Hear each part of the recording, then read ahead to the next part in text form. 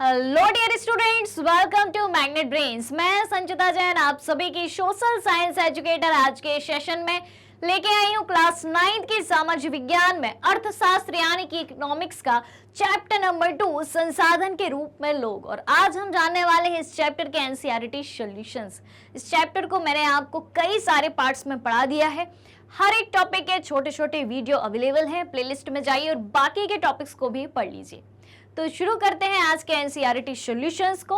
और शुरू करने से पहले आप सभी से रिक्वेस्ट है कि जल्दी से जल्दी और ज्यादा से ज्यादा आज के सेशन को आप सभी लाइक कर दें, शेयर कर दें, साथ ही साथ चैनल को सब्सक्राइब भी कर दें, क्योंकि मैग्नेट ब्रेन्स प्रोवाइड कराता है आपको क्लास 6 से लेकर क्लास 12 तक के सारे courses free of cost, high quality education के साथ, फुल्ली ऑर्गेनाइज कंप्लीट कोर्स के साथ। हमारे पास आपके लिए कई सारे टॉप कोर्सेज हिंदी और इंग्लिश मीडियम दोनों में अवेलेबल हैं। सीबीएसई बोर्ड के साथ साथ MP board, UP board, Bihar board, Delhi board, Rajasthan board के सिलेबस को भी कंप्लीट कराया जाता है। और कई सारे स्पेशल कोर्सेज भी हैं, जैसे कि वैदिक मैथ्स, क्रैश कोर्स और स्पोकन इंग्लिश। इतने सारे कोर्सेज एक ही सिंगल प्लेटफॉर्म पर आपको फ्री ऑफ कॉस्ट प्रोवाइड कराए जा रहे हैं। अगर आपको ई बुक्स, नोट्स की भी आवश्यकता है, वीडियो के डिस्क्रिप्शन में एक लिंक दी है, वहां पर क्लिक करना है, वहां से सारी जानकारी आपको प्राप्त हो जाएगी। चलिए, तो इतनी सारी अच्छी बातों के साथ और आपके लाइक शेयर के साथ शुरू करते हैं आज का ये session. NCERT solution economics chapter number 2 संसाधन के रूप में लोग। चलिए, तो जैसे ही आपका चैप्टर खत्म होता है, चैप्टर के तुरंत बाद एक पेज में आपको कई सारे क्वेश्चंस दिए होते हैं, प्रश्नावली के नाम से या अभ्यासगत प्रश्नोत्तर के नाम से। वो सारे क्वेश्चन आज हम एक साथ करने वाले हैं। तो अभ्यास यानी कि एक्सरसाइज में क्वेश्चन नंबर 1 है, संसाधन के रूप में लोग। इस शब्द से आप क्या समझते हैं? संसाधन के रूप में लोग यानी कि क्या मनुष्य को संसाधन के रूप में यूज किया जाता है क्या? देख लेते हैं। तो संसाधन के रूप में लोग किसी देश के कामकाजी लोगों को उनके मौजूदा उत्पादक कौशल और क्षमताओं के संदर्भ में संदर्भित करने का एक तरीका है। संसाधन के रूप में लोग यानी कि उस देश की जो जनसंख्या है, ठीक है, उस जनसंख्या को संसाधन कहा गया है। और किस प्रकार का संसाधन? मानव संसाधन कहा गया है। अब मानव एक रिसोर्स के रूप में कैसे काम कर सकता है? जब व्यक्ति के पास एजुकेशन हो, स्किल हो, उसके पास अपनी एक अच्छी हेल्थ हो, कैपेसिटी हो, जब इन सबको मिला दिया जाता है तो मानव एक संसाधन के रूप में काम करता है। प्रकृति में कई सारे रिसोर्सेस मौजूद हैं, कई सारे संसाधन मौजूद हैं, ठीक है, लेकिन उन सारे संसाधनों को उपयोगी कौन बनाता है? मानव बनाता है। कैसे बनाता है? खुद की स्किल के दम पर, खुद की एजुकेशन के दम पर, खुद की टेक्नोलॉजी के दम पर, ठीक है। तो संसाधन के रूप में लोग किसी देश के कामकाजी लोगों को उनके मौजूदा उत्पादक कौशल और क्षमताओं के संदर्भ में संदर्भित करने का एक तरीका है। फिर क्या है? मानव संसाधन अर्थव्यवस्था के लिए दायित्व के बजाय एक परिसंपत्ति है। मानव संसाधन यानी कि ह्यूमन रिसोर्स की यहाँ पर बात हो रही है। ह्यूमन रिसोर्स क्या है? ह्यूमन रिसोर्स को हमारे देश की अर्थव्यवस्था की एक संपत्ति माना गया है। किसके लिए? अर्थव्यवस्था के लिए दायित्व के बजाय एक संपत्ति है, क्योंकि हमारे देश की अर्थव्यवस्था को या किसी भी देश की अर्थव्यवस्था को बढ़ाने का काम कौन करता है? कौन संभालता है? एक मानव, ठीक है। अगर मनुष्य काम करना बंद कर दे, प्रकृति में कितने भी संसाधन मौजूद हो, तो आर्थिक क्रियाएं होगी कैसे? देश का विकास होगा कैसे? स्वयं मानव का ही विकास होगा कैसे?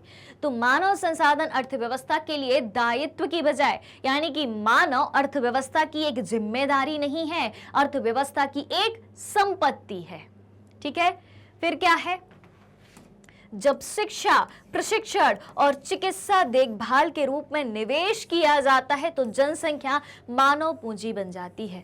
एक ह्यूमन में जब मानव के लिए या ह्यूमन के लिए या किसी भी इंसान के लिए उसकी शिक्षा में इन्वेस्टमेंट किया जाता है, यानी कि एजुकेशन में इन्वेस्टमेंट किया जाता है, प्रशिक्षण में इन्वेस्टमेंट किया जाता है, उसको ट्रेनिंग दी जाती है, ठीक है। और क्या किया जाता है? उसकी चिकित्सा में यानी कि उसके स्वास्थ्य में। चिकित्सा का मतलब यहाँ स्वास्थ्य से है, यानी कि उसकी हेल्थ पर जब ध्यान दिया जाता है, इन सब चीजों में निवेश किया जाता है। निवेश का मतलब क्या होता है? इन्वेस्टमेंट, ऑलराइट, तो जब इन सब चीजों पर ध्यान दिया जाता है तो एक मानव पूंजी, तो उस देश की जनसंख्या मानव पूंजी बन जाती है। मानव पूंजी यानी कि ह्यूमन कैपिटल बन जाती है। तो मानव पूंजी के घटक कौन कौन से हुए? मानव पूंजी के यानी कि ह्यूमन कैपिटल के एलिमेंट कौन कौन से हुए? एक तो शिक्षा, स्वास्थ्य, प्रशिक्षण। क्लियर हो गई बात। फिर वास्तव में मानव पूंजी उनमें निहित कौशल यानी कि व्यक्ति की स्किल और उत्पादक ज्ञान का भंडार है, यानी कि मनुष्य के नॉलेज और स्किल का परिणाम होता है मानव पूंजी। मानव पूंजी में क्या शामिल होता है? व्यक्ति का स्वास्थ्य, व्यक्ति की स्किल, व्यक्ति का नॉलेज। ऑलराइट, क्लियर हो गई कहानी। संसाधन के रूप में लोग आखिर क्या कहा जाता है, कैसे मनुष्य को संसाधन के रूप में प्रयोग किया जाता है और साधारण मानव को मानव पूंजी के रूप में परिवर्तित किया जाता है। ठीक है, क्लियर हो गई बात। यहां तक कोई डाउट, कोई क्वेश्चन? All clear. चलिए, क्वेश्चन नंबर 2 है, मानव संसाधन भूमि एवं भौतिक पूंजी जैसे अन्य संसाधनों से कैसे भिन्न है? ठीक है, अब बात हमने कर ली है मानव संसाधन की, तो कंपैरिजन तो करना पड़ेगा कि एक ह्यूमन रिसोर्स भूमि और भौतिक पूंजी जैसे अन्य संसाधनों से किस प्रकार भिन्न है, किस प्रकार अलग है। ऑलराइट, ठीक है, जाने इसको। चलिए तो देखें, भूमि तो सभी को पता है, जमीन, लेकिन भौतिक पूंजी क्या होती है? भौतिक पूंजी में शामिल होता है स्थायी पूंजी और कार्यशील पूंजी। क्या शामिल होता है? स्थायी पूंजी और कार्यशील पूंजी। तो मानव संसाधन निम्नलिखित तरीकों से भिन्न है, निम्नलिखित तरीकों से अलग है। कैसे? तो देखें, भूमि और अन्य संसाधन की हम बात करें तो भूमि एवं अन्य संसाधन निश्चित, सीमित एवं निर्दिष्ट हैं, जबकि मानव संसाधन को शिक्षा एवं स्वास्थ्य के माध्यम से पोषित किया जा सकता है। भूमि और अन्य संसाधन की बात करें तो वो एक निश्चित मात्रा में ही उपलब्ध है। पृथ्वी पर जितनी भूमि है उतनी ही भूमि है, उससे ज्यादा भूमि नहीं बढ़ सकती। लेकिन मानव पूंजी पर ध्यान दिया जाए, मानव की स्किल बढ़ाने पर, मानव की एजुकेशन बढ़ाने पर, मानव के स्वास्थ्य की देखभाल करने पर ध्यान दिया जाए तो एक मनुष्य कितना भी ग्रोथ कर सकता है, अपने जीवन में खुद का विकास कर सकता है, खुद के देश का विकास कर सकता है। एक बात क्योंकि भूमि और अन्य संसाधन सीमित हैं, लेकिन नॉलेज, शिक्षा असीमित है। जितना प्राप्त करते जाओ उतना कम है। फिर बात आती है किसकी? मानव संसाधन अन्य संसाधनों में परिवर्तन ला सकता है। बिल्कुल, मानव संसाधन जो है दूसरे संसाधन में परिवर्तन ला सकता है और लाता ही है, क्योंकि प्रकृति में जितने भी रिसोर्स मौजूद हैं उनका उपयोग कौन करता है? उनको एक यूजेबल प्रोडक्ट में कन्वर्ट कौन करता है? ह्यूमन, मानव। इसलिए तो ये बात कही गई है कि मानव संसाधन अन्य संसाधनों में परिवर्तन ला सकता है, जबकि अन्य संसाधन मानव संसाधन को परिवर्तित या प्रभावित नहीं कर सकते हैं। ठीक है, क्लियर है। फिर क्या बात आती है? तीसरा अंतर क्या आता है? मानव संसाधन भूमि और भौतिक पूंजी का उपयोग कर सकता है। बिल्कुल कर सकते हैं, मानव संसाधन ही भूमि का प्रयोग करता है। भौतिक पूंजी में कौन कौन सी बातें आती हैं? भौतिक पूंजी की बात बहुत देर से चल रही है, इसको डिटेल में हम समझ लेते हैं। भौतिक पूंजी की बात करें तो भौतिक पूंजी में दो बातें आती हैं। कौन कौन सी पूंजी आती है? एक तो आती है आपकी स्थायी पूंजी और दूसरी आती है आपकी कार्यशील पूंजी।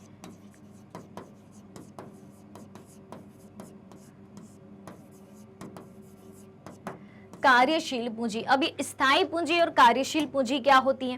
तो स्थायी पूंजी में आ जाता है आपका भूमि, भवन, मशीनें, औजार,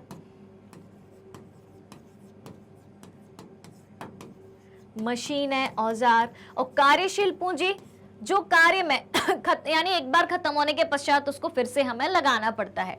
तो कार्यशील पूंजी में आपका आ जाता है कच्चा माल यानी कि रॉ मटेरियल आ जाता है, और नगद पैसा यानी कि कैश मनी आ जाती है इसमें।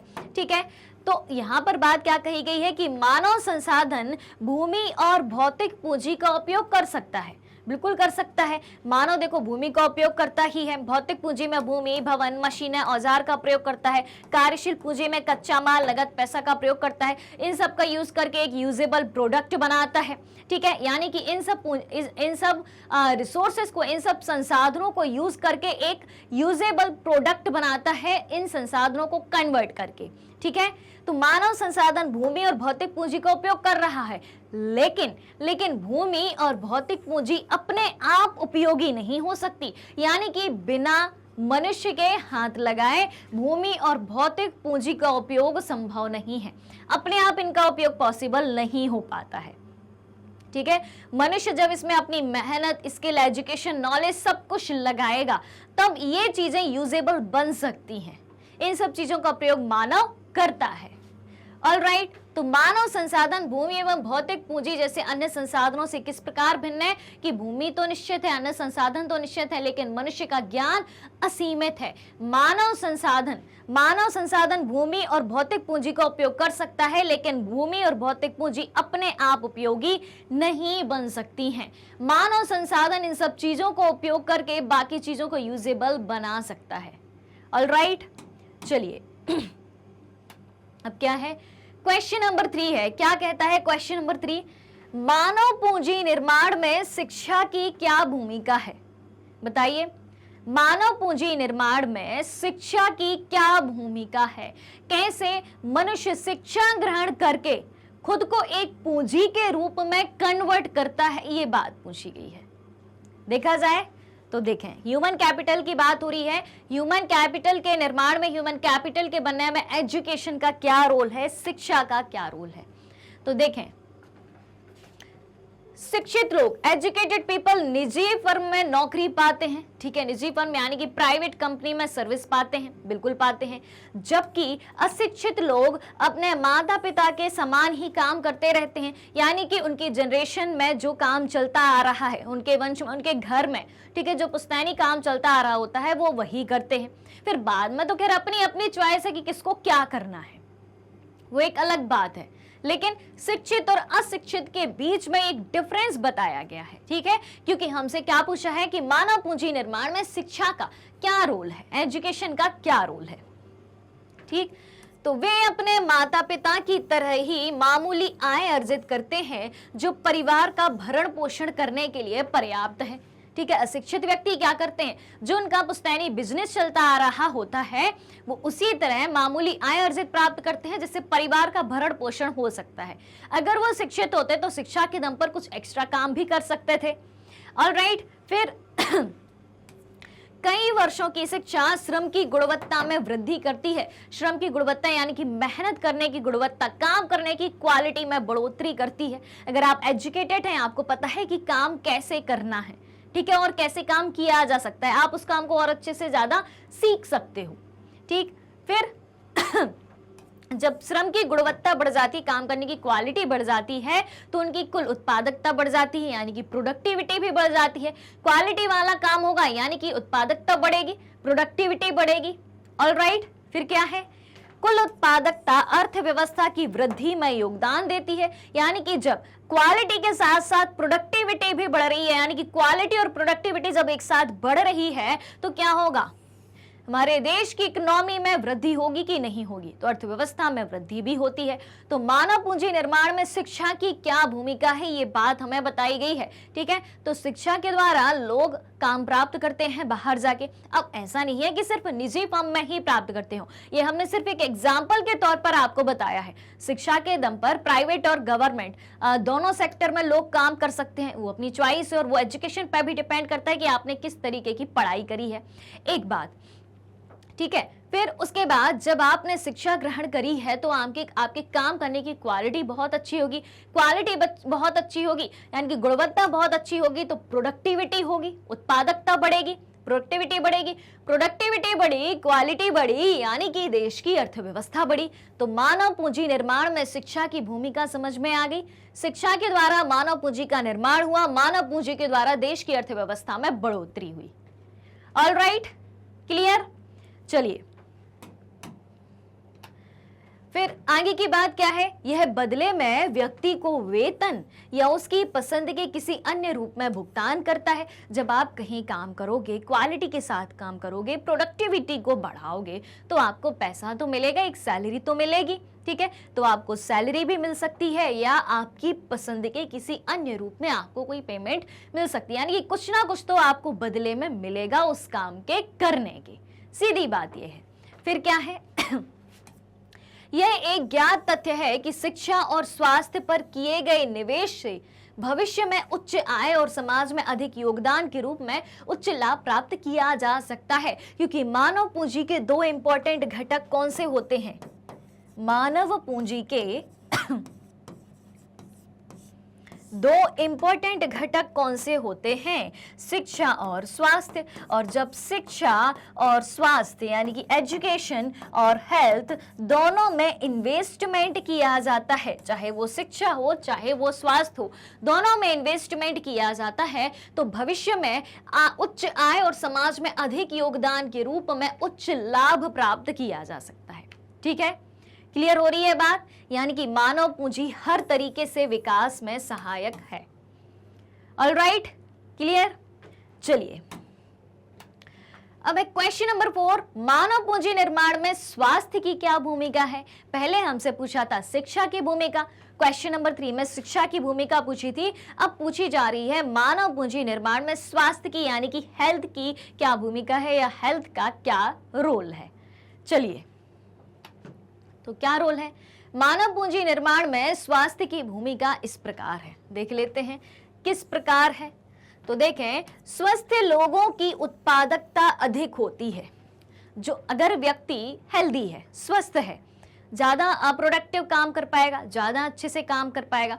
अब आपकी हालत खराब है, स्वास्थ्य अच्छा नहीं है, आप कैसे काम कर पाओगे? भले आपके पास कितना भी नॉलेज क्यों ना हो, तो एक स्वस्थ व्यक्ति की उत्पादकता अधिक होती है, प्रोडक्टिविटी अधिक होती है, क्योंकि स्वस्थ व्यक्ति को अपनी क्षमता और बीमारी से लड़ने की क्षमता का एहसास होता है। अगर व्यक्ति स्वस्थ है तो वो जानता है कि मैं एक हेल्दी कंडीशन में, स्वस्थ शरीर की कंडीशन में कितना काम कर सकता हूँ, कितनी कैपेसिटी है। स्वस्थ नहीं रहेगा तो कैपेसिटी नहीं है, स्वस्थ है तो उसको अपनी कैपेसिटी के बारे में पता है और बीमारी से लड़ने की क्षमता का एहसास भी होता है।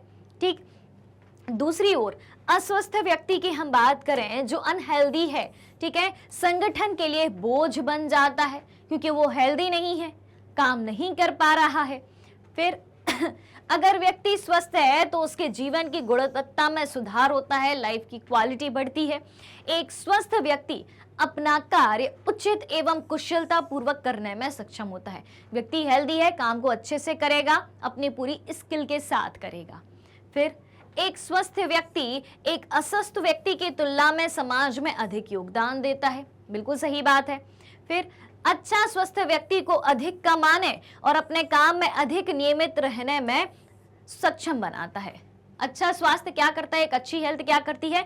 व्यक्ति को अधिक कमाने के लिए प्रोत्साहित करती है और अपने काम में अधिक नियमित रहने में, कि वो रेगुलर काम करेगा। लेकिन अगर आपकी हेल्थ बीच में बिगड़ती जा रही है तो आप रेगुलर काम नहीं कर पाएंगे, रेगुलर काम नहीं कर पाएंगे, काम की क्वालिटी आपकी लो होती जाएगी और आपके जो पैसे मिलते हैं आपको काम करने के, उसमें भी फर्क देखा जाएगा, देखने को मिलेगा। ठीक है, तो मानव पूंजी निर्माण में स्वास्थ्य की क्या भूमिका है? स्वास्थ्य अच्छा है, प्रोडक्टिविटी बढ़ेगी, आपको ज्यादा काम मिलेगा, आपको अपनी कैपेसिटी के बारे में पता चलेगा। ठीक है, क्लियर हो रही है बात? समाज में आप अधिक योगदान दे पाएंगे, देश में अधिक योगदान दे पाएंगे, काम को रेगुलर कर पाएंगे, ज्यादा पैसा कमा पाएंगे। सीधी सी बात है, बिल्कुल प्रैक्टिकली बातें हैं। इस चैप्टर में जितनी भी बातें आपको सिखाई जा रही हैं सब प्रैक्टिकली हैं, लेकिन आपको डर कहाँ लगता है ये शब्द देख के? अर्थशास्त्र, ये जो लिखा है ना, इसको देख के डरने लगता है कि अरे भाई इकोनॉमी कितनी बड़ी बात है, भाई रुपए पैसों की बात है, कहाँ कैसे क्या होता है, देश की अर्थव्यवस्था कैसे चलती है, सरकार कैसे चलाती है, हमें ये सब पढ़ना पड़ेगा। लेकिन सारी प्रैक्टिकली बातें हैं भाई साहब, एकदम इजी है। ठीक है, तो सब्जेक्ट के टाइटल से आपको नहीं घबराना है, चाहे वो कोई भी सब्जेक्ट हो, दुनिया का कोई भी सब्जेक्ट हो, सारे सब्जेक्ट में आपको प्रैक्टिकली नॉलेज ही दिया जाता है। ठीक है, तो सारी चीजें एकदम इजी लग रही हैं। अब मानव पूंजी अगर अकेला शब्द आपको दिया जाए तो आप सोचेंगे भैया ये क्या है, पूंजी ही क्या होती है? ठीक है, तो अगर आप आसान सी भाषा में समझेंगे तो आपको हर चीजें बिल्कुल इजीली दिखाई देंगी। अब आप बताओ, इन सब चीजों में ये जो 4 पॉइंट मैंने आपको बताए हैं, कोई बड़ी बातें बताई हैं? बिल्कुल नहीं। सीधी सी बात है, आप हेल्दी हो, जैसे आप स्टूडेंट हो, आप हेल्दी हो, स्वस्थ हो, आप स्कूल जाओगे, पढ़ोगे, ठीक है। आपका स्वास्थ्य अच्छा नहीं है, भले ही आप कितने इंटेलिजेंट हो, कितने ही पढ़ाकू हो, आप स्कूल नहीं जा पाएंगे, आप सोते रहेंगे, आपके मन में नेगेटिविटी आएगी, डर बना रहेगा कि मैं पास हो पाऊंगा कि नहीं हो पाऊंगा। क्योंकि आपको, जब आप हेल्दी नहीं है, बीमार है, बुखार चढ़ा है, तो आपको अपनी कैपेसिटी पता नहीं है, लगता है कि अब मुझ में क्षमता ही नहीं बची। लेकिन आप स्वस्थ, तो आपको कैपेसिटी पता है। बस वही बातें बताई गई हैं यहाँ पर, ठीक। चलिए, अब क्या है सवाल? हाँ जी, क्वेश्चन नंबर 5 है, किसी व्यक्ति के कामयाब जीवन में स्वास्थ्य की क्या भूमिका है? किसी भी व्यक्ति के कामयाब जीवन में स्वास्थ्य की क्या भूमिका है, ये बात पूछी गई है। बता दो भाई जल्दी से, देखा जाए। अगर कोई व्यक्ति कामयाब है, सक्सेस है, तो उसके जीवन में स्वास्थ्य का क्या रोल है, हेल्थ का क्या रोल है, देख लेते हैं भाई, इसको भी देख लेते हैं। तो स्वास्थ्य व्यक्ति के जीवन में बहुत महत्वपूर्ण भूमिका निभाता है। कैसे निभाता है? क्योंकि जैसा कि हम सभी जानते हैं कि स्वास्थ्य ही धन है और केवल एक स्वस्थ व्यक्ति ही अपनी पूरी क्षमता से काम या प्रदर्शन कर सकता है, ठीक है। स्वास्थ्य ही धन है, हेल्थ ही सबसे बड़ा पैसा है आपके पास, वही सबसे बड़ी संपत्ति है। अगर आप स्वस्थ हैं तब आप काम कर पाएंगे, जो भी आपके पास संसाधन मौजूद हैं तभी आप उनका यूज कर पाएंगे। दुनिया में इतनी सारी चीजें हैं खाने को, लेकिन हेल्थ खराब है, नहीं खा पाएंगे आप, ठीक है। तो स्वास्थ्य ही धन है और केवल एक स्वस्थ व्यक्ति ही अपनी पूरी क्षमता से अपने काम का प्रदर्शन कर सकता है। आप हेल्दी नहीं है, आप काम नहीं कर पाएंगे, आप अपनी स्किल को शो ही नहीं कर पाएंगे, आप अपने नॉलेज को दिखा ही नहीं पाएंगे। फिर एक अस्वस्थ व्यक्ति कुशलता से काम नहीं कर सकता। अगर व्यक्ति स्वस्थ नहीं है तो कुशलता के साथ काम नहीं कर सकता, वो अपनी स्किल को प्रूव ही नहीं कर पाएगा, क्योंकि उसके पास उतनी कैपेसिटी ही नहीं बचती उस सिचुएशन में काम करने की। एक स्वस्थ व्यक्ति अधिक मेहनत और बेहतर तरीके से काम करने में सक्षम होता है। इस प्रकार वह अधिक कमाता है और बेहतर जीवन जीता है। हेल्थ अच्छी है, काम अच्छे से करोगे, पैसा ज्यादा कमाओगे, बेहतर जीवन जियोगे, ठीक। यदि शरीर स्वस्थ है तभी व्यक्ति अच्छा प्रदर्शन कर सकता है। इसलिए हम कह सकते हैं कि स्वास्थ्य व्यक्ति के जीवन में महत्वपूर्ण भूमिका निभाता है, ठीक है। कामयाब जीवन में स्वास्थ्य की भूमिका पूछी है कि अगर आपका स्वास्थ्य अच्छा है तो आप किस हद तक कामयाबी पा सकते हो, और स्वास्थ्य अच्छा नहीं है, भले ही आपकी कितनी भी एजुकेशन हो, कितना भी नॉलेज हो, लेकिन वो जो आपकी हेल्थ है, जो इस समय स्वस्थ नहीं हो आप, तो आपकी कामयाबी में बाधा बन सकती है। चलिए, अगली बात क्या कही है क्वेश्चन नंबर 6 में, प्राथमिक, द्वितीयक और तृतीयक क्षेत्रकों में किस तरह की विभिन्न आर्थिक क्रियाएं संचालित की जाती हैं? प्राथमिक क्षेत्र, द्वितीयक क्षेत्र और तृतीयक क्षेत्र में किस तरह की आर्थिक क्रियाएं संचालित की जाती हैं, देख लेते हैं इसको भी। तो विभिन्न गतिविधियों को 3 मुख्य क्षेत्रों अर्थात प्राथमिक, माध्यमिक और तृतीयक में वर्गीकृत किया गया है। कैसे किया गया है, देख लेते हैं। चलिए, 3 चीजों की बात हो रही है, यानी कि अर्थव्यवस्था के तीनों क्षेत्रों की बात हो रही है। ऑलराइट, अर्थव्यवस्था के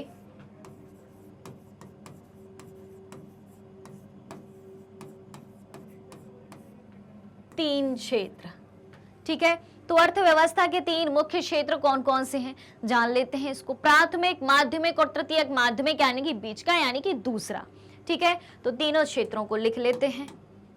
ये हो गया आपका प्राथमिक क्षेत्र,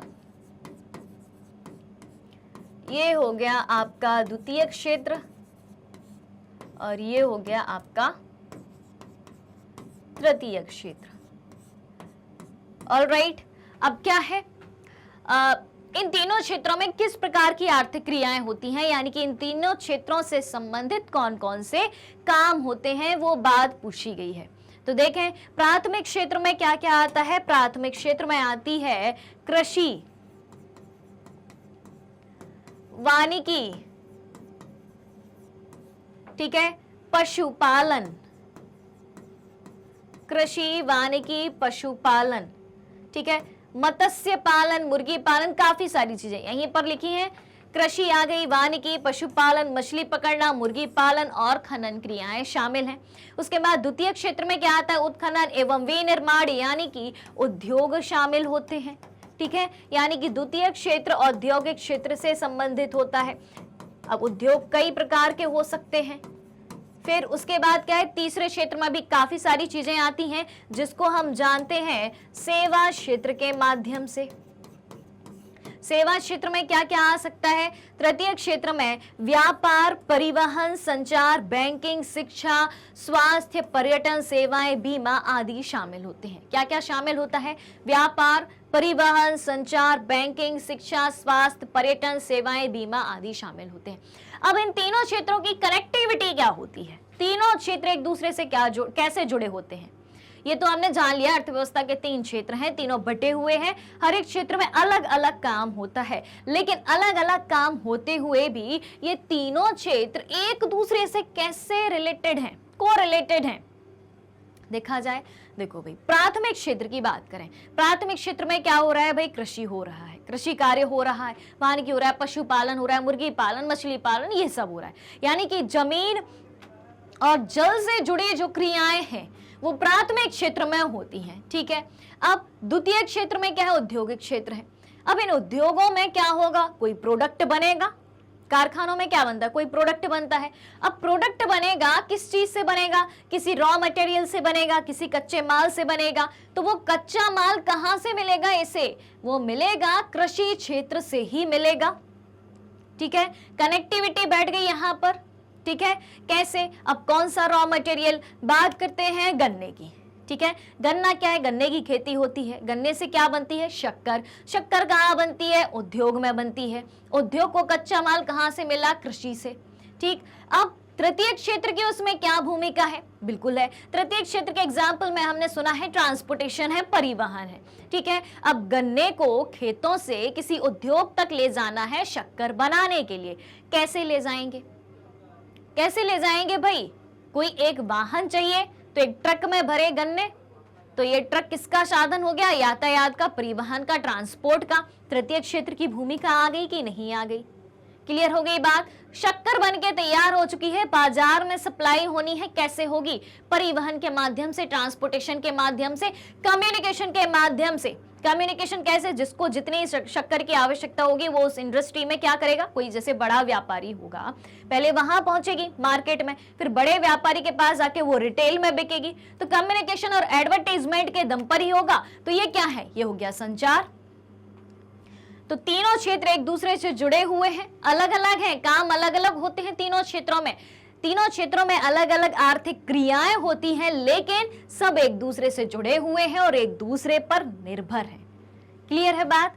चलिए, तो ये बात हो गई अर्थव्यवस्था के तीनों क्षेत्रों की। अब क्या पूछा है? आर्थिक और गैर आर्थिक क्रियाओं में अंतर बताइए। देखा जाए आंसर।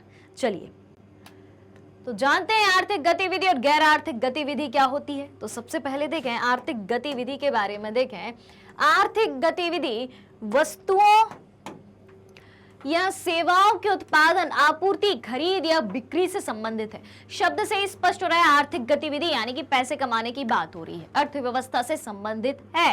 पैसा आएगा, सैलरी आएगी, कहीं से भी पैसा आएगा, चाहे वो किसी भी क्षेत्र में काम हो, प्राथमिक, द्वितीयक, तृतीयक, क्योंकि तीनों क्षेत्रों से ही जो है अर्थव्यवस्था का काम चलता है। तो आर्थिक गतिविधि किससे संबंधित होती है? वस्तुओं या सेवाओं के उत्पादन, आपूर्ति, खरीद या बिक्री से संबंधित होती है। और आर्थिक गतिविधियों के कितने भाग होते हैं? 2 भाग होते हैं। कौन कौन से? एक होता है बाजार गतिविधियां और एक होता है गैर बाजार गतिविधियां। ऑलराइट, अब बाजार गतिविधियां और गैर बाजार गतिविधियां क्या होती हैं? इसके भी प्रकार निकल के आ गए आर्थिक गतिविधि के। तो देखें, बाजार की गतिविधियों में प्रदर्शन करने वाले किसी भी व्यक्ति को पारिश्रमिक दिया जाता है।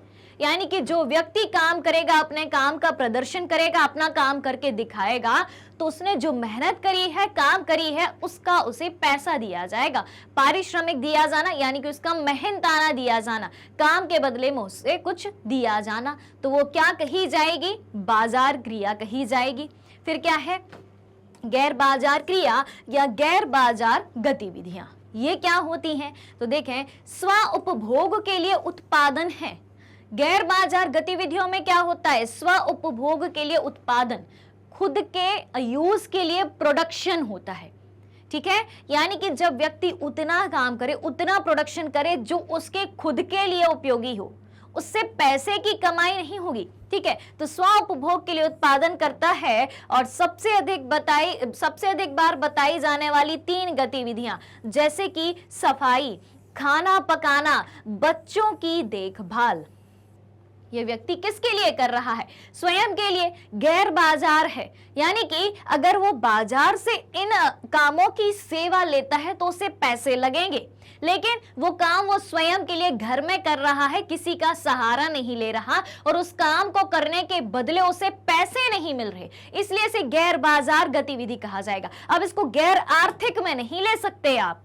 गैर आर्थिक में कैसे नहीं ले सकते? क्यों नहीं ले सकते भाई? इस काम के करने के कौन से पैसे मिल रहे हैं? लेकिन इस काम के करने के पैसे मिल सकते हैं जब आप यही काम दूसरों के लिए करते हो। जैसे कि आपके घर में कोई ना कोई सफाई करने वाला आता होगा, उसको आप पैसे देते हो, तो वो बाजार गतिविधि हो गई, क्योंकि उसको पैसा मिलता है।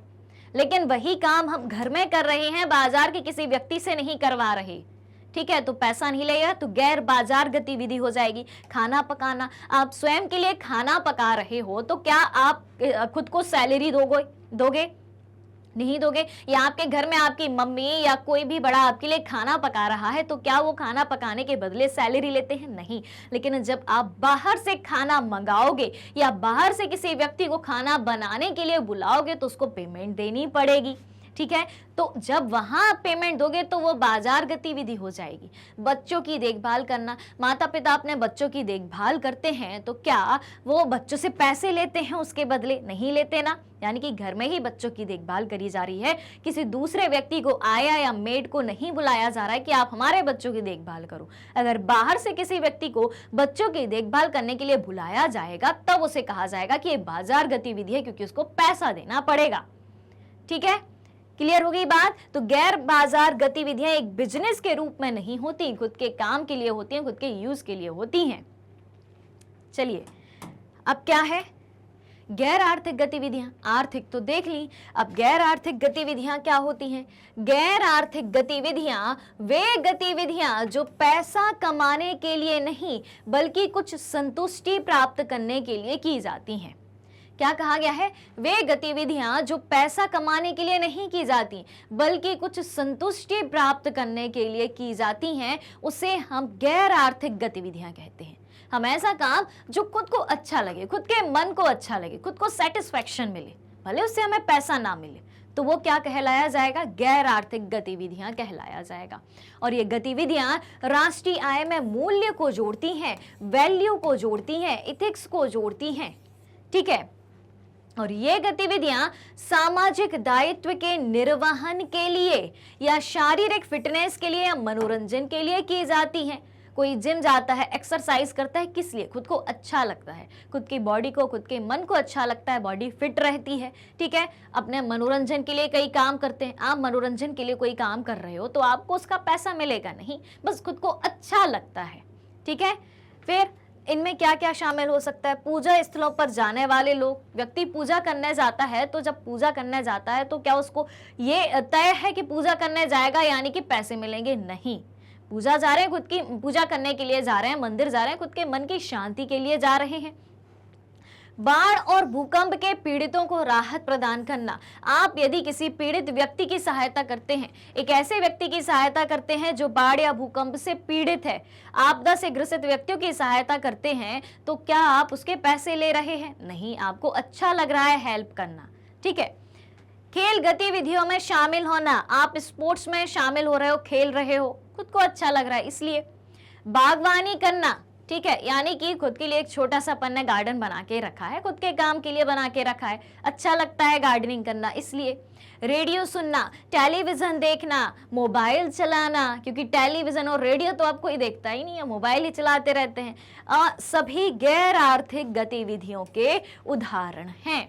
यानी कि वे गतिविधियां जिनको करने से मनुष्य को संतुष्टि प्राप्त होती है, मन को अच्छा लगता है, सेटिस्फैक्शन मिलता है, वे सारी गतिविधियां किसमें आती हैं? गैर आर्थिक गतिविधियों में आती हैं, उनसे कोई कमाई नहीं होती है। ठीक है, तो हमसे अंतर पूछा गया था कि आर्थिक गतिविधियां और गैर आर्थिक गतिविधियों में अंतर बताइए। तो बता दिए भाई साहब, अंतर भी बता दिए। अब क्या बताना है? महिलाएं क्यों निम्न वेतन वाले कार्यों में नियोजित होती हैं? बता दो भाई, महिलाएं क्यों निम्न वेतन वाले कार्यों में नियोजित होती हैं? कम वेतन वाले कार्य में क्यों वो जाती हैं? देख लेते हैं। तो महिलाओं को उनके काम के लिए तब भुगतान किया जाता है जब वे श्रम बाजार में प्रवेश करती हैं। महिलाओं का काम बहुत बड़ा है भाई, घर संभालना कोई छोटा काम नहीं है। घर आप संभाल रहे हो, बच्चों की देखभाल कर रहे हो, खाना पीना टाइम से बना रहे हो, कपड़े धोना, बर्तन साफ करना, पूरे घर की सफाई करना, 100 काम होते हैं। लेकिन क्या महिलाओं को घर के काम, खुद के घर के काम करके कोई पेमेंट मिलती है? नहीं मिलती है। महिलाओं को पेमेंट कम मिलती है। महिलाओं को पेमेंट तब मिलती है जब वे श्रम बाजार में प्रवेश करती हैं, एक ऐसे बाजार में प्रवेश करती हैं जहां उनके काम का उन्हें पैसा मिलता है। अन्यथा घर में बैठ के महिला घर के काम कर रही है तो उसकी सैलरी तो उसे मिलती ही नहीं है। ठीक है, तो उनकी कमाई उनके पुरुष समकक्षों की तरह शिक्षा और कौशल के आधार पर निर्धारित होती है। जब महिला श्रम बाजार में प्रवेश करती है, एक ऐसे मार्केट में प्रवेश करती है जब उसे उसके काम का पैसा मिलेगा, तो क्या होता है? उनकी कमाई उनके पुरुष समकक्षों की तरह शिक्षा और कौशल के आधार पर निर्धारित होती है। जब महिला काम करने के लिए गई तो उसकी एजुकेशन क्या है, उसकी स्किल क्या है, उसके आधार पर उसको काम मिलेगा। ठीक है, और अधिकांश महिलाओं की शिक्षा कम है, क्योंकि प्राचीन समय से ही हम देखें तो महिलाओं को पढ़ाने लिखाने पर उतना जोर नहीं दिया जाता था। पढ़ाया भी जाता था तो बहुत ज़्यादा नहीं पढ़ाया जाता था, हायर एजुकेशन नहीं दी जाती थी। वर्तमान में भी ऐसा कई क्षेत्रों में देखने को मिलता है। ठीक है, तो अधिकांश महिलाओं की शिक्षा पुरुषों के कंपैरिजन में कम है। ठीक है, और उनमें कौशल का विकास भी कम है, यानी कि स्किल उतनी ज्यादा नहीं है, डेवलप्ड स्किल नहीं है, और इसीलिए महिलाओं को पुरुषों की तुलना में कम वेतन मिलता है। अधिकांश महिलाएं वहां काम करती हैं जहां नौकरी की सुरक्षा भी नहीं होती। हाँ जी, नौकरी की सुरक्षा से मतलब समझ रहे हैं आप? अधिकांश महिलाएं वहां काम करती हैं जहां नौकरी की सुरक्षा नहीं होती। नौकरी की सुरक्षा से क्या मतलब है? यानी कि परमानेंट काम मिलना, कभी भी आपको काम से निकाल दिया जाता है। अगर नौकरी की सुरक्षा नहीं है तो कभी भी आपको काम से निकाल दिया जाएगा, लेकिन नौकरी की सुरक्षा है तो आप वहां पर परमानेंट काम कर रहे हैं। आप कहीं भी, अधिकांश महिलाएं जो है प्राइवेट क्षेत्र में काम करती हुई, निजी क्षेत्र में काम करती हुई दिखाई देंगी। अपन नीचे से लेके ऊपर तक के लेवल की बात करें तो कुछ महिलाएं अपनी योग्यता के अनुसार, अपनी काबिलियत के अनुसार घरों में जाकर काम करती हैं, दूसरे के घरों में खाना बनाने का, सफाई करने का, या बच्चों को संभालने का काम करती हैं। ठीक है, तो क्या उनकी वो नौकरी परमानेंट हो गई उस घर में? नहीं होती। कभी भी उस घर में वो स्वयं काम छोड़ सकती हैं, या जिनके यहाँ वो काम करती हैं वो उन्हें काम से निकाल सकते हैं। तो यहाँ नौकरी की सुरक्षा है? नहीं है। उसके ऊपर थोड़ा अगर और ऊपर अपन जाएं, शिक्षा के क्षेत्र की अगर हम बात करें, ठीक है, तो शिक्षा के क्षेत्र में क्या है? शिक्षा के क्षेत्र में अगर परमानेंट जॉब है किसी की तो ठीक है, बहुत अच्छी बात है। अगर शिक्षा के क्षेत्र में भी परमानेंट जॉब नहीं है तो कभी भी आपको नौकरी से निकाल दिया जा सकता है, आप स्वयं नौकरी छोड़ सकते हैं। तो क्या वहां पर नौकरी की सुरक्षा है? यानी कि ज्यादातर महिलाएं असंगठित क्षेत्र में काम करती हैं। असंगठित क्षेत्र यानी कि जहां पर नौकरी की, सर्विस की सिक्योरिटी नहीं होती है, कभी भी आपको काम से निकाल दिया जा सकता है। ठीक है, अब कुछ महिलाएं मजदूरी भी करती हैं, तो क्या उन्हें रेगुलर मजदूरी प्राप्त हो रही है? अपन नीचे के लेवल की बात कर रहे हैं, एकदम पहले नीचे के लेवल पे बात करेंगे, फिर हम धीरे धीरे शिक्षा के बढ़ते स्तर की हम बात करेंगे। ठीक है, तो अधिकांश महिलाएं एक ऐसे क्षेत्र में काम करती हैं जहां पर नौकरी की संभावना, नौकरी की सुरक्षा कम है। ठीक है, पहली बात तो यह है कि ज्यादातर महिलाएं शिक्षित नहीं हैं। ठीक है, तो वो उस लेवल का काम नहीं कर सकती, पुरुषों के बराबर वेतन नहीं कमा सकती, उस लेवल की नौकरी नहीं कर सकती। ठीक है, और अधिकांश महिलाएं वहां काम करती हैं जहां नौकरी की सुरक्षा ही नहीं है, कभी भी उनको काम से निकाल दिया जाएगा। काम करने महिला जा रही है, खुद का घर भी संभाल रही है, लेकिन उसको उस क्षेत्र से कभी भी निकाल दिया जा सकता है, क्योंकि वहां पर उसकी सर्विस की सिक्योरिटी नहीं है, नौकरी की सुरक्षा ही नहीं है। इसलिए महिलाएं निम्न वेतन वाले कार्यों में नियोजित होती हैं। क्लियर? ज्यादा सैलरी नहीं मिल पाती है। क्लियर है बात? अब तो कई सारे क्षेत्र हैं, अब की प्रेजेंट की बात करें तो अब तो कई सारे क्षेत्र की जहां महिला अपनी काबिलियत के अनुसार काम कर सकती है, लेकिन उसके लिए उतनी क्वालिफिकेशन होनी चाहिए। लेकिन जितनी क्वालिफिकेशन होती है उस क्षेत्र उस हिसाब से काम भी करती है। जैसे कि हम बात करें कि आप कहीं भी जाते हैं, घूमने जाते हैं, कहीं भी देखते हैं तो वहां पर एक रिसेप्शनिस्ट बैठी होती हैं, मैडम बैठी होती हैं, आप उनसे बात करते हैं, वो पूरी चीजें आपको गाइड करती हैं कि यहाँ ये है, यहाँ ये है, इस प्रकार से। तो क्या उनकी भी नौकरी परमानेंट है? आपको एग्जाम्पल इसलिए दिए जा रहे हैं ताकि आप समझें कि क्वेश्चन की डिमांड क्या है और किस क्षेत्र की बात हो रही है, क्योंकि सारी चीजें आपके आसपास की ही बात हो रही हैं। ऑलराइट, कहानी क्लियर हो रही है कि महिलाएं निम्न वेतन वाले कार्यों में नियोजित क्यों होती हैं। अब देखें बेरोजगारी शब्द की व्याख्या आप कैसे करेंगे? बताओ भाई, बेरोजगारी क्या होती है? अनएम्प्लॉयमेंट की बात हो रही है यहां पर। बेरोजगारी किसे कहा जाएगा? देख लेते हैं। बेरोजगारी तब होती है जब लोग मौजूदा मजदूरी पर काम करने के लिए तैयार होते हैं लेकिन उन्हें नौकरी नहीं मिलती है। बेरोजगारी, बेरोजगार, रोजगार ना मिलना, शब्द का मतलब समझ में आया? यानी कि जब व्यक्ति, उसके पास काबिलियत है, वो जिस काम को करने की क्षमता रखता है उसी क्षेत्र में काम करने को तैयार भी है, जो वेतन मिलता है उस क्षेत्र में काम करने का, उस वेतन पर भी काम करने के लिए तैयार है।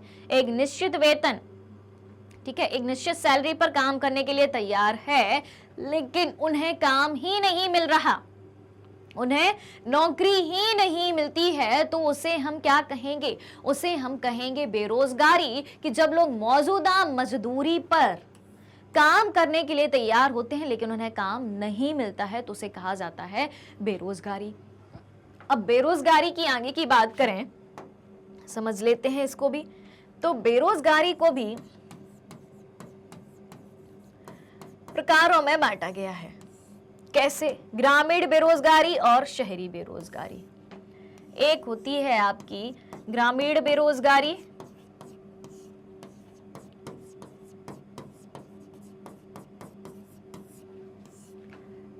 और एक होती है आपकी शहरी बेरोजगारी। ये हैं बेरोजगारी के दो प्रकार।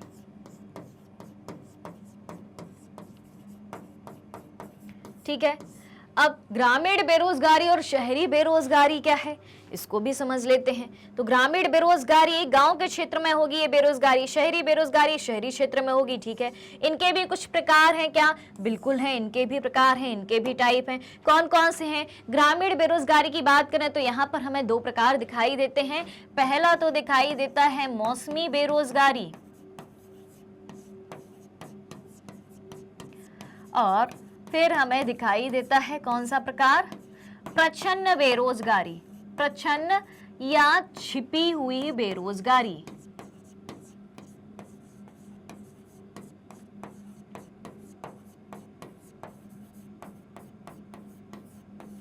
ऑलराइट, फिर शहरी बेरोजगारी। शहरी बेरोजगारी में सबसे मुख्य प्रकार होता है भाई साहब शिक्षित बेरोजगारी का। किसका? शिक्षित बेरोजगारी का। फिर उसके अलावा दो प्रकार की और बेरोजगारी होती हैं शहरों में, तकनीकी बेरोजगारी और औद्योगिक बेरोजगारी।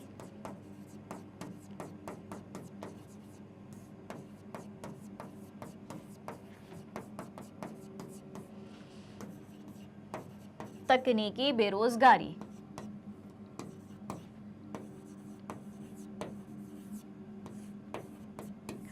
अब क्या होती हैं ये, समझ लेते हैं इनको भी।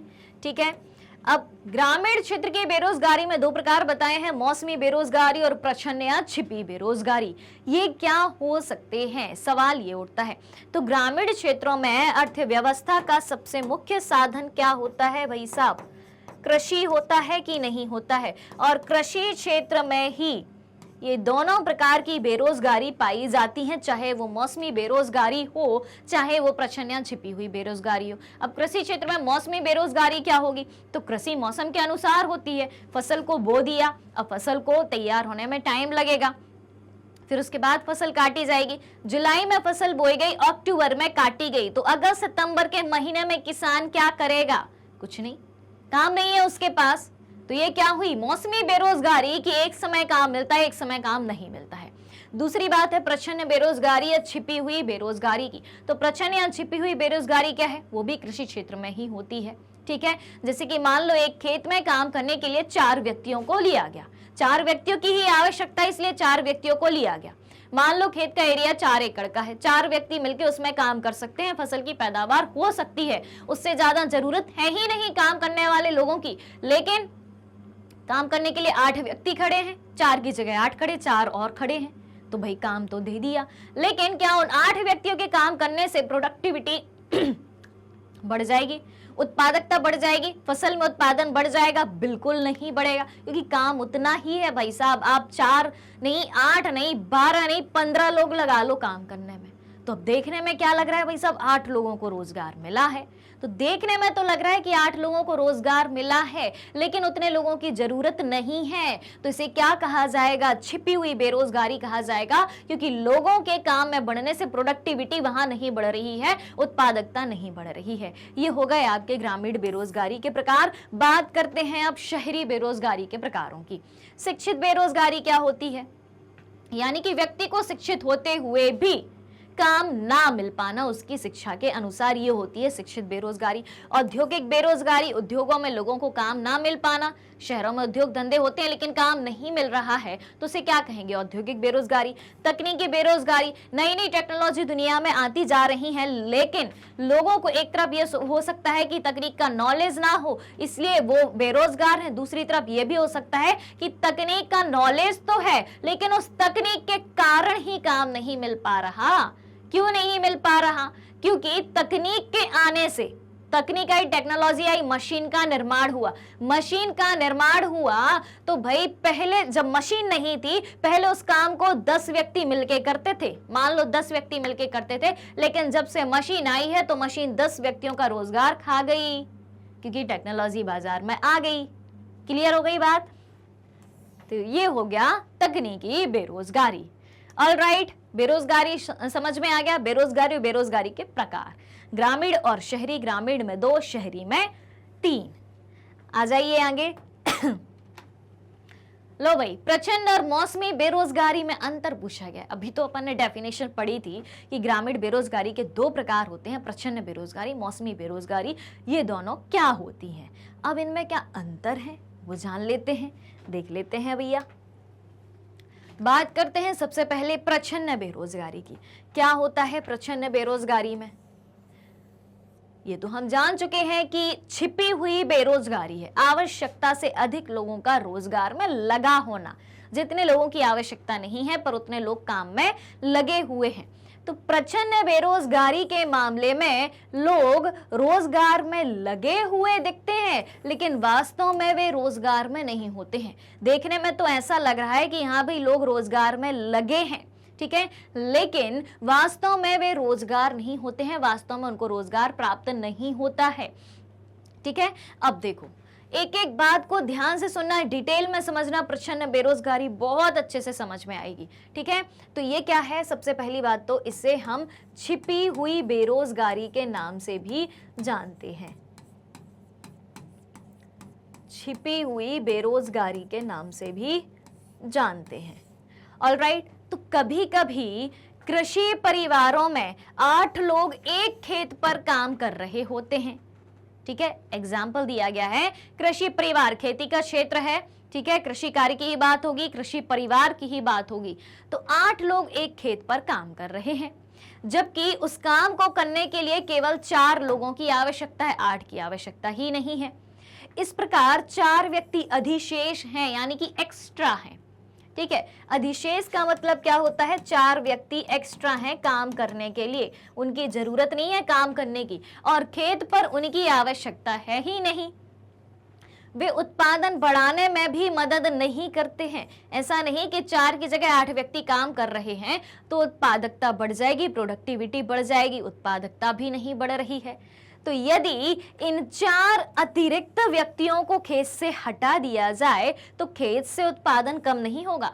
8 व्यक्ति काम कर रहे हैं, 8 व्यक्ति की जरूरत नहीं है, 4 की जरूरत है, 4 को हटा दिया तो क्या उत्पादकता में कमी आ जाएगी? नहीं आएगी।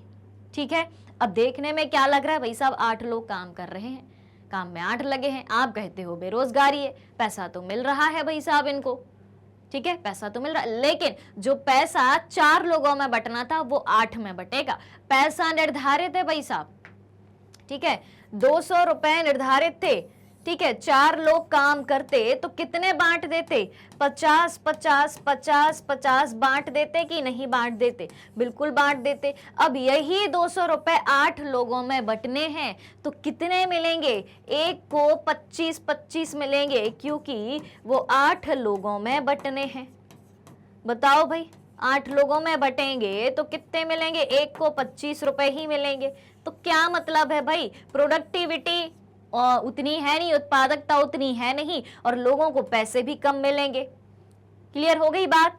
ठीक है, तो यदि इन 4 अतिरिक्त व्यक्तियों को खेतों से हटा दिया जाए तो उत्पादन कम नहीं होगा, उतना ही होगा जितना 4 व्यक्ति करेंगे। तो ये हो गई प्रश्न या छिपी हुई बेरोजगारी। इसलिए ये 4 व्यक्ति रोजगार में लगे हुए दिखते हैं लेकिन वास्तव में प्रच्छन्न रूप से बेरोजगार हैं। क्लियर? अब क्या है? अब है कहानी मौसमी बेरोजगारी की। मौसमी बेरोजगारी क्या होती है समझ लेते हैं इसको भी। तो मौसमी बेरोजगारी तब होती है जब लोगों को साल के कुछ महीनों के दौरान नौकरी नहीं मिल पाती। साल के कुछ महीने ऐसे होते हैं कि जब उन्हें काम नहीं मिल पाता है तो उसे क्या कहा जाता है? मौसमी बेरोजगारी कहा जाता है। फिर क्या कहा गया है? कृषि पर निर्भर लोगों को आमतौर पर ऐसी समस्याओं का सामना करना पड़ता है जो कृषि क्षेत्र पर निर्भर है, क्योंकि ये ग्रामीण बेरोजगारी के ही प्रकार हैं। और ग्रामीण बेरोजगारी यानी कि कृषि की अर्थव्यवस्था है। ग्राम यानी कि ग्रामीण क्षेत्र यानी कि कृषि अर्थव्यवस्था, कृषि अर्थव्यवस्था है यानी कि अगर वहां बेरोजगारी है तो कृषि क्षेत्र में ही होगी। तो प्रच्छन्न तो जान ली। अब मौसमी बेरोजगारी का सामना भी कौन करता है? जो कृषि पर निर्भर होते हैं। ठीक है, क्योंकि कृषि कैसा व्यवसाय है? मौसमी व्यवसाय है। ठीक है, कृषि क्या है? मौसमी व्यवसाय है भाई, मौसम के अनुसार ही खेती होती है।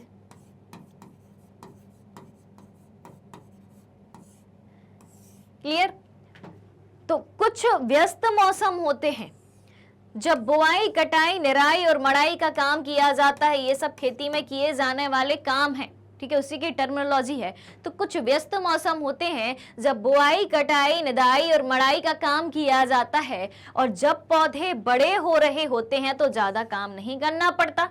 खाद बीज सब डल गया, सिंचाई विचाई हो गई है, अब क्या काम करना है? ठीक है, पौधे बड़े हो रहे हैं, पनपेंगे, जब उनके कटने का मौसम आ जाएगा तो फसल काटी जाएगी। तो जो ये मौसम है पौधों के बढ़ने का, ठीक है, जुलाई में फसल बोई, अक्टूबर तक काटी गई, फिर अगस्त सितंबर के महीने किसान को कोई काम नहीं है, तो इस अवधि के दौरान वे बेरोजगार रहते हैं और कहा जाता है कि वे मौसमी रूप से बेरोजगार हैं, मौसमी बेरोजगारी का शिकार हैं। क्लियर है कहानी? मौसमी बेरोजगारी किसे कहा जाता है? चलिए, तो हमने जान लिया अंतर प्रच्छन्न बेरोजगारी और मौसमी बेरोजगारी, जो कि ग्रामीण बेरोजगारी के प्रकार है। अब बात आती है शिक्षित बेरोजगारी की। क्या सवाल है? शिक्षित बेरोजगारी भारत के लिए एक विशेष समस्या क्यों है? देख लेते हैं इसको भी। शिक्षित बेरोजगारी भारत के लिए एक विशेष समस्या क्यों है? देखा जाए इसको। चलिए देख लेते हैं। तो भारत के मामले में शिक्षित बेरोजगारी एक आम घटना बन गई है। कैसे बन गई है? कैसे बन गई है? तो देखो भाई, matric, graduation, post graduation degree वाले कई युवाओं को नौकरी नहीं मिल पा रही है। मैट्रिक पास है, ग्रेजुएशन है उनके पास, पोस्ट ग्रेजुएशन भी है उनके पास, लेकिन डिग्री होने के बावजूद भी युवाओं को नौकरी नहीं मिल पा रही। शिक्षित हैं पर बेरोजगार हैं, उनकी शिक्षा के अकॉर्डिंग उनको नौकरी नहीं मिल पा रही। एक अध्ययन से पता चला है कि स्नातक और स्नातकोत्तर की बेरोजगारी मैट्रिक पास करने वालों की तुलना में तेजी से बढ़ रही है। बिल्कुल, जो ग्रेजुएशन और पोस्ट ग्रेजुएशन पढ़ने वाले व्यक्ति हैं, करने वाले व्यक्ति कर चुके हैं, उनकी बेरोजगारी ज्यादा से बढ़ रही है। एक विरोधाभासी जनशक्ति की स्थिति देखी गई है, क्योंकि कुछ श्रेणियों में जनशक्ति की अधिकता अन्य श्रेणियों में जनशक्ति की कमी के साथ सह अस्तित्व में है। अब आप कह रहे हो कि मैट्रिक पास करने वालों की तुलना में स्नातक और स्नातकोत्तर की जनसंख्या बेरोजगारी के मामले में तेजी से बढ़ रही है। यानी कि मैट्रिक पास को नौकरी मिल रही है, स्कूल पास को नौकरी मिल रही है, लेकिन आप कह रहे हो ग्रेजुएशन और पोस्ट ग्रेजुएशन वाले को नौकरी नहीं मिल रही। तो भाई जितनी बड़ी, यानी कि अभी के वर्तमान की बात करें तो गवर्नमेंट कई सारी ऐसी योजनाएं निकालती है कि जिसमें मैट्रिक पास करते ही नौकरी लग जाती है, लेकिन जिन्हें ग्रेजुएशन और पोस्ट ग्रेजुएशन किया है, ठीक है, तो उनको उनकी डिग्री के अनुसार नौकरी नहीं मिल पाती। तो जनशक्ति ज्यादा कहाँ दिखाई दे रही है? जनशक्ति का मजबूत आधार मैट्रिक पास में ज्यादा दिखाई दे रहा है। तो एक तरीके से विरोधाभास है कि नहीं है? बस वही बात यहाँ पर शिक्षित बेरोजगारी के बारे में कही गई है। अगला सवाल है, क्वेश्चन नंबर 12 है, आपके विचार से भारत किस क्षेत्र में रोजगार के सबसे ज्यादा अवसर सृजित कर सकता है? बताइए। अर्थव्यवस्था के हमने 3 क्षेत्र जाने थे, प्राथमिक क्षेत्र यानी कि कृषि क्षेत्र, द्वितीय क्षेत्र यानी कि औद्योगिक क्षेत्र, तृतीय क्षेत्र यानी कि सेवा क्षेत्र। इतनी सारी चीजें जान लिए, आप बताइए कि भारत किस क्षेत्र में सबसे ज्यादा एम्प्लॉयमेंट दे सकता है, सबसे ज्यादा रोजगार दे सकता है? चलिए जानते हैं। चूंकि कृषि भारत की रीढ़ है, भारत में सबसे ज्यादा लोग, भारत की जनसंख्या सबसे ज्यादा किस क्षेत्र में लगी है? कृषि क्षेत्र में लगी है। और कृषि को ही भारत की रीढ़ कहा जाता है कि भारत का जो स्ट्रक्चर टिका हुआ है, भारत की जो आधारभूत संरचना टिकी हुई है, वो किस पर टिकी हुई है? कृषि पर ही टिकी हुई है। इसलिए भारत कृषि आधारित उद्योगों में अधिकतम रोजगार के अवसर पैदा कर सकता है। किसमें? कृषि आधारित उद्योगों में। अब ध्यान से सुनिएगा, प्राथमिक क्षेत्र में क्या आ रहा है? यहाँ पर प्राथमिक क्षेत्र में बात हो रही है कृषि की, ठीक है, और द्वितीयक क्षेत्र में बात हो रही है उद्योग की, ठीक है। यानी कि जो द्वितीय क्षेत्र है, कच्चा माल कहां से प्राप्त करेगा? कृषि से प्राप्त करेगा। उद्योग किस पर डिपेंड है? कृषि पर डिपेंड है। इसलिए कृषि को भारत की रीढ़ कहा गया है। और ज्यादा रोजगार कहां मिल सकते हैं लोगों को? कृषि आधारित उद्योगों में ही मिल सकते हैं। चलिए चलते हैं अगले सवाल की तरफ। क्वेश्चन नंबर 13 है, क्या आप शिक्षा प्रणाली में शिक्षित बेरोजगारों की समस्या को दूर करने के लिए कुछ उपाय सुझा सकते हैं? बताओ भाई। अगर आप शिक्षा प्रणाली में सुधार करना चाहते हैं, ठीक है, और जबकि शिक्षित बेरोजगारों की संख्या ज्यादा है, तो शिक्षा प्रणाली में ऐसे क्या सुधार करे जाएं जिससे शिक्षित बेरोजगारी दूर हो जाए, शिक्षित बेरोजगारों की समस्या का समाधान हो जाए? कोई उपाय है आपके पास? बताएंगे आप? चैप्टर में मैंने बताया था शिक्षित बेरोजगारी दूर करने के उपाय, शिक्षित बेरोजगारी की समस्या के समाधान मैंने आपको बताए थे इस चैप्टर के आखिरी टॉपिक में, ठीक है। तो क्या आप शिक्षा प्रणाली में शिक्षित बेरोजगारों की समस्या को दूर करने के लिए कोई उपाय बता सकते हैं? देखा जाए, चलिए देखते हैं। तो शिक्षित बेरोजगारों की समस्या को कम करने के लिए शिक्षा प्रणाली में कुछ उपाय तो हैं। किस प्रकार के उपाय हैं देख लेते हैं इसको भी। तो व्यावसायिक शिक्षा को प्रोत्साहित किया जाना चाहिए। कैसी शिक्षा? व्यावसायिक शिक्षा, बिजनेस स्टडी को। अब ये बिजनेस स्टडी कैसे हो सकती है, बिजनेस एजुकेशन कैसे हो सकती है? बिजनेस एजुकेशन की बात करते हैं अपन, कैसे हो सकती है? यानी कि विद्यार्थियों को जब वो पढ़ाई कर रहे हैं, चाहे वो स्कूल में हो चाहे कॉलेज में हो, उनको ऐसी एजुकेशन दी जाए ताकि उनके अंदर ऐसी स्किल डेवलप हो जाए कि आगे जाके वो खुद का कुछ काम कर सकें, ठीक है। यानी कि स्किल डेवलपमेंट के काम सिखाए जाने चाहिए ताकि लोगों को नौकरी पाने में कठिनाई ना हो। अब आपने पढ़ा दिया, उन्हें सिखाया कुछ नहीं, ठीक है, प्रैक्टिकल नॉलेज नहीं दिया, व्यावसायिक शिक्षा नहीं दी, बस पढ़ लिया, उनके हाथ में इतनी बड़ी डिग्री आ गई, डिग्री का इतना बड़ा कागज आ गया, अब वो दर दर भटक रहे हैं नौकरी पाने के लिए, पर नौकरी नहीं मिल रही, क्यों नहीं मिल रही नौकरी? क्योंकि जितनी संख्या में नौकरी उपलब्ध है उससे कई गुना ज्यादा संख्या में बेरोजगार व्यक्ति हैं, नौकरी को पाने वाले व्यक्ति हैं। तो अब नौकरी तो उतने ही लोगों को मिलेगी जितनी नौकरी उपलब्ध है, जितनी वैकेंसी उपलब्ध है। तो अगर व्यावसायिक शिक्षा पर ध्यान दिया जाए तो क्या होगा?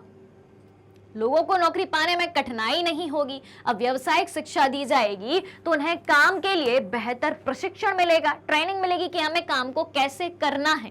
ठीक है, फिर क्या है? शिक्षा देने में सूचना प्रौद्योगिकी का अधिक उपयोग किया जाना चाहिए, इंफॉर्मेशन टेक्नोलॉजी का अधिक उपयोग किया जाना चाहिए। अब क्यों किया जाना चाहिए? क्योंकि युग है टेक्नोलॉजी का। दिन ब दिन हम हाई टेक्नोलॉजी की तरफ बढ़ चुके हैं।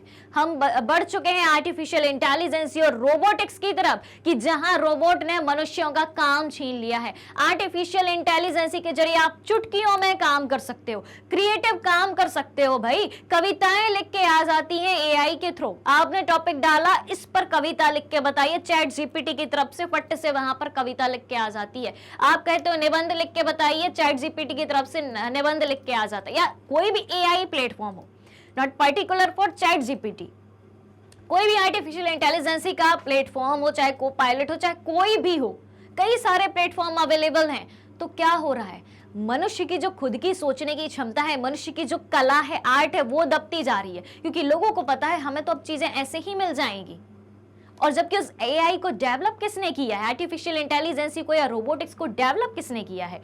मनुष्य ने ही किया है। ठीक है, तो शिक्षा देने में सूचना प्रौद्योगिकी का अधिक उपयोग किया जाना चाहिए, क्योंकि आने वाला युग और वर्तमान युग इंफॉर्मेशन टेक्नोलॉजी का ही है। ठीक है, शिक्षा रोजगार परक होनी चाहिए। जो एजुकेशन दे रहे हो आप, उस एजुकेशन को कंप्लीट करने के बाद उस बच्चे को एक रोजगार मिले, उस युवा को रोजगार मिले, पैसे कमाने का साधन मिले। उसके बाद क्या है? तृतीय क्षेत्र में शिक्षित लोगों को रोजगार के अधिक अवसर उपलब्ध कराए जाने चाहिए। जो तीसरा क्षेत्र है, सेवा क्षेत्र है। ठीक है, तो जो सर्विस एरिया है, सेवा क्षेत्र है, जिसमें कई सारी चीजें शामिल होती हैं। प्राथमिक और द्वितीय क्षेत्र के अलावा जितनी भी बातें आती हैं वो सब थर्ड सेक्टर में शामिल होती है, टर्शियरी सेक्टर यानी कि तृतीय क्षेत्र में शामिल होती हैं। उसमें रोजगार के अवसर ज्यादा से ज्यादा बढ़े, ताकि व्यक्ति शिक्षा के माध्यम से तृतीय क्षेत्र में काम कर पाए, क्योंकि तृतीय क्षेत्र में ज्यादातर काम शिक्षित लोगों के लिए ही उपलब्ध होते हैं। ऑलराइट, तो शिक्षित बेरोजगारों की समस्या हम कुछ इस प्रकार से दूर कर सकते हैं। अब क्या है? क्वेश्चन नंबर 14, किस पूंजी को आप सबसे अच्छा मानते हैं? भूमि को, श्रम को, भौतिक पूंजी को और मानव पूंजी को? क्यों? बताओ भाई, किस पूंजी को आप सबसे अच्छा मानते हैं? भूमि को, श्रम को, भौतिक पूंजी को या मानव पूंजी को? क्यों? काफी सारी प्रकार की हमने पूंजी पढ़ी है, लेकिन आप किस पूंजी को सबसे अच्छा मानते हैं? देख लेते हैं। तो भाई मेरा ये कहना है कि मैं मानव पूंजी को सर्वश्रेष्ठ मानता हूं। क्यों मानते हो? क्योंकि अब सुनना भाई, ध्यान से सुनना, बहुत अच्छी बात बता रही हूं, बहुत इंटरेस्टिंग बात है। क्यों मानते हो मानव पूंजी को श्रेष्ठ? कुछ बातें आपको दी गई हैं, कुछ शब्द दिए गए हैं, इनमें से आपको चुनाव करना है कि किसको आपको श्रेष्ठ मानते हो, वो आपकी मर्जी। लेकिन मैंने यहाँ मानव पूंजी को माना है। क्यों माना है? जापान का एक उदाहरण बताती हूँ। जापान जैसे देश, सुनो भाई, क्योंकि जापान जैसे देश हैं जिन्होंने मानव संसाधनों में निवेश किया है, क्योंकि उनके पास कोई प्राकृतिक संसाधन नहीं था। आप जापान की हिस्ट्री पढ़ेंगे या जापान की ज्योग्राफी को पढ़ेंगे, ठीक है, उनके पास प्राकृतिक संसाधन नहीं है। इवन बात है कब की? सेकेंड वर्ल्ड वॉर की बात है, द्वितीय विश्व युद्ध की बात है। द्वितीय विश्व युद्ध के दौरान 6 अगस्त 1945 और 9 अगस्त 1945 को अमेरिका ने जापान पर 2 परमाणु बम फेंके थे। ठीक है, परमाणु बम यानी कि एटम बम फेंके थे। एक का नाम था लिटिल बॉय और दूसरे का नाम था फैटमैन, जो कि जापान के 2 महत्वपूर्ण शहर हिरोशिमा और नागासाकी पर फेंके गए थे। और अब आप सोचो, एटम बम फेंके गए हैं, क्या उन शहरों का अस्तित्व बचा होगा? नहीं। यानी कि जापान तहस नहस हो चुका था, उसके 2 महत्वपूर्ण शहर राख बन चुके थे, कुछ भी नहीं बचा था वहां पर। और जापान की हम बात करें तो जापान में कितनी सारी टेक्नोलॉजी और कितना डेवलप्ड नेशन है। ठीक है, जबकि उन्होंने किस में इन्वेस्टमेंट किया? उनके पास प्राकृतिक संसाधन नहीं था, उन्होंने लोगों में इन्वेस्टमेंट किया, मानव संसाधन में इन्वेस्ट किया, मानव पूंजी में इन्वेस्टमेंट किया, लोगों के स्वास्थ्य में, लोगों की शिक्षा में। अब आप सोचो, जिस देश में नेचुरल रिसोर्सेस हो ही ना, जबकि पूरा का पूरा डेवलपमेंट किस पर टिका होता है। हम जब विकसित देशों की परिभाषा को पढ़ते हैं तो हम क्या पढ़ते हैं? एक विकसित देश किसे कहा जाता है? अगर परिभाषा के तौर पर देखें तो विकसित देश उस देश को कहा जाता है जिनने अपने प्राकृतिक संसाधनों का प्रयोग पूरे तरीके से कर लिया है और वो विकसित हो चुके हैं। जापान के पास प्राकृतिक संसाधन नहीं है, बहुत ही कम है, नाम मात्र के हैं। उनके पास मिनरल्स भी नहीं है, कई सारी चीजें हैं ना। जापान में उतनी ज्यादा एग्रीकल्चर होती है, खेती होती है। अब आप बताओ कैसे वहां के उद्योग धंधे चले होंगे? उन्होंने इन्वेस्टमेंट किया ह्यूमन में, मानवों में, मानव पूंजी में, लोगों की शिक्षा पर ध्यान दिया, लोगों की स्वास्थ्य पर ध्यान दिया कि हमारे यहाँ के जितने भी नागरिक हैं, जितने भी सिटीजन है, जितनी भी पॉपुलेशन है, वेल एजुकेटेड होना चाहिए और हेल्दी होनी चाहिए। ठीक है, तो जापान के पास कोई नेचुरल रिसोर्सेस नहीं था, उन्होंने किस में इन्वेस्टमेंट किया? जापान ने अपने यहाँ के लोगों में इन्वेस्ट किया, मानव संसाधनों में निवेश किया, और ये देश विकसित और समृद्ध देश है। जापान विकसित है, समृद्ध है, यानी कि धनी है, डेवलप्ड है और धनी देश है। फिर वे अपने देश में आवश्यक प्राकृतिक संसाधनों का आयात करते हैं, जो प्राकृतिक संसाधन की उन्हें नीड होती है। अब भाई नेचुरल रिसोर्सेज के बिना तो चल नहीं सकता, जो उनके पास उपलब्ध है उनका यूज करते हैं, और जो उपलब्ध नहीं है तो वो दूसरी जगह से मंगा लेते हैं, दूसरी कंट्री से मंगा लेते हैं, इंपोर्ट करा लेते हैं, आयात करा लेते हैं। और उन्होंने लोगों में विशेष रूप से शिक्षा और स्वास्थ्य के क्षेत्र में निवेश किया है। मानव पूंजी के दो इंपॉर्टेंट एलिमेंट कौन से होते हैं, दो महत्वपूर्ण घटक कौन से होते हैं? शिक्षा और स्वास्थ्य। तो जापान में किसमें इन्वेस्टमेंट किया? लोगों में, एजुकेशन में और हेल्थ में, शिक्षा और स्वास्थ्य में। इसलिए हम इंपॉर्टेंस किसको देंगे? हम सबसे अच्छा किसको मानेंगे? मानव पूंजी को। अगर अब आप सोचना, ठीक है, एक दूसरे नजरिए से भी सोचना कि आपके पास प्राकृतिक संसाधन है। भारत में प्राकृतिक संसाधन की कोई कमी नहीं है, नेचुरल रिसोर्सेज भर भर के हैं। ठीक है, प्राकृतिक संसाधन है, सारे रिसोर्सेज हैं, लेकिन उन प्राकृतिक संसाधनों को आप यूजेबल प्रोडक्ट में कन्वर्ट कब कर सकते हो? कैसे उनको उपयोग में ला सकते हो? कैसे आप अपने यहाँ उद्योग धंधों को बढ़ा सकते हो? कैसे आप रोजगार के नए क्षेत्र पैदा कर सकते हो? मानव पूंजी के द्वारा, शिक्षा के द्वारा, स्वास्थ्य के द्वारा। जब आप लोगों को पढ़ाओगे, शिक्षा दोगे, एजुकेटेड करोगे, उनकी हेल्थ पर ध्यान दोगे, तब मानव को पता चलेगा कि हाँ भाई ये काम कैसे होता है, कैसे हमें इस काम को करना है, कैसे इस रिसोर्स को या संसाधन को हमें उपयोग में लाना है। क्लियर हो रही है बात? ठीक है, जब लोगों के स्वास्थ्य में इन्वेस्ट करोगे, लोगों की हेल्थ अच्छी बनेगी, तब वो अपने नॉलेज के दम पर और नई चीजें सीखकर उन रिसोर्सेस को, यानी कि प्राकृतिक संसाधन को, नेचुरल रिसोर्सेस को यूज करके एक प्रोडक्ट में कन्वर्ट कर पाएंगे, यूजेबल प्रोडक्ट में कन्वर्ट कर पाएंगे, उपयोगी उत्पाद में बदल पाएंगे। ऑलराइट, क्लियर है? यानी कि प्राकृतिक संसाधनों का प्रयोग करने के लिए भी मानव पूंजी की सबसे ज्यादा आवश्यकता है, यानी कि मानवों का शिक्षित और स्वस्थ होना सबसे जरूरी है। इसलिए मैं मानव पूंजी को ज्यादा अच्छा मानती हूं। ऑलराइट, चलिए तो बताओ कोई डाउट है? ठीक है, 2 पॉइंट और हैं इसमें। इन लोगों ने भूमि और पूंजी जैसे अन्य संसाधनों का कुशल उपयोग किया। ठीक है, जो उनके पास भूमि थी और पूंजी थी, कैपिटल थी, उसको यूज कैसे किया जाए वो बहुत अच्छे से किया। और लोगों द्वारा विकसित की गई दक्षता और प्रौद्योगिकी ने इन देशों को समृद्ध और विकसित बनाया। जापान जैसे देश समृद्ध और विकसित कैसे हुए, धनी कैसे हुए, डेवलप्ड कैसे हुए? क्योंकि लोगों को पहले एजुकेटेड किया गया, लोग एजुकेटेड हुए, उनकी स्किल बढ़ी, उनको टेक्निकल नॉलेज ज्यादा मिला, क्योंकि जापान में टेक्नोलॉजी बहुत है, हर जगह टेक्नोलॉजी है जापान में। ठीक है, तो कहाँ कहाँ इन्वेस्टमेंट किया गया? उनकी स्किल को बढ़ाने में, उनको नई नई टेक्नोलॉजी से परिचित कराने में। इसलिए जापान ने टेक्नोलॉजी को सीखा, नई नई टेक्नोलॉजी का इनोवेशन किया, और उसी के कारण आज वे एक समृद्ध और विकसित देश बन गए हैं।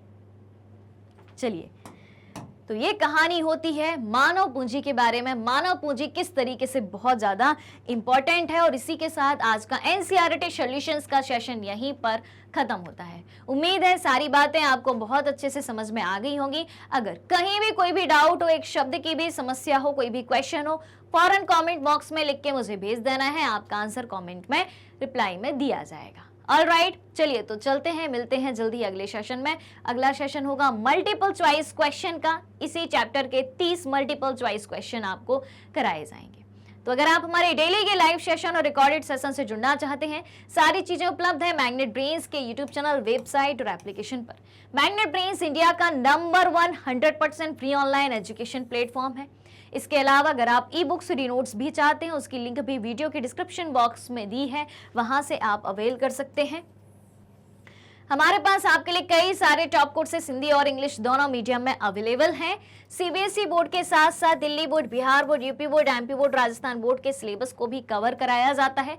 कई सारे स्पेशल कोर्सेज भी हैं, वैदिक मैथ्स क्रैश कोर्स और स्पोकन इंग्लिश। और इतने सारे कोर्सेज एक ही सिंगल प्लेटफॉर्म पर हाई क्वालिटी एजुकेशन के साथ, फुल्ली ऑर्गेनाइज कंप्लीट कोर्स के साथ आपको फ्री में प्रोवाइड कराए जाते हैं। यानी कि किसी भी कोर्स को पढ़ने के लिए आपको किसी भी तरीके के पेड सब्सक्रिप्शन की जरूरत नहीं है। मैग्नेट ब्रेन्स यूट्यूब के अलावा अदर सोशल मीडिया प्लेटफॉर्म जैसे कि Facebook, Instagram, Twitter, Telegram, WhatsApp पर भी उपलब्ध है। आप हमें वहां भी फॉलो कर सकते हैं, वहां से भी सारी जानकारी प्राप्त कर सकते हैं। तो आज के सेशन को ज्यादा से ज्यादा लाइक और शेयर करते हुए चैनल को सब्सक्राइब भी करना है। हमारे साथ बने रहिए, जुड़े रहिए, पढ़ते रहिए, खुश रहिए। Thank you so much.